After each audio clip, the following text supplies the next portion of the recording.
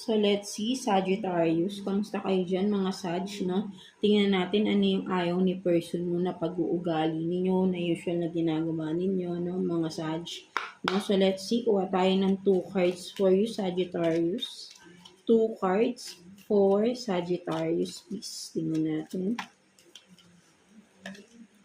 For Sagittarius, no? Ano yung ayaw ni person sa inyo na pag-uugali ninyo, no? So, let's see. For Sagittarius.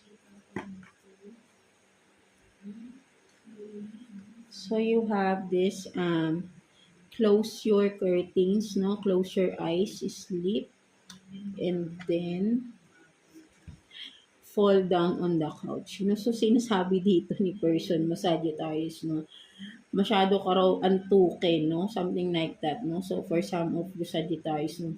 Madalas ka daw bang inaantok or madalas mas mahaba din yung pahinga ninyo, no? Or yung time na, yung mga time na wala kayong ginagawa, hindi productive, no? The whole day for some of you, no? Madalas parang pahinga ba kayo ng pahinga, no? So, ayun yung nakikita ko rito, no? Mga Sagittarius, no? Literally, no? Madalas daw kayong nakahiga na lang, walang ginagawa, no? Parang naiinis si person mo pag nakikita niyang gano'n, no?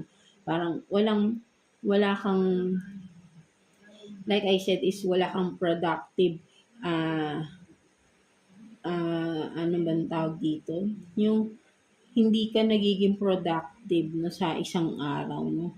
Kasi mas madalas kang tulog or nakahilata, no, walang ginagawa, no, for some of you, no. So, ayun yung nakikita ko rito.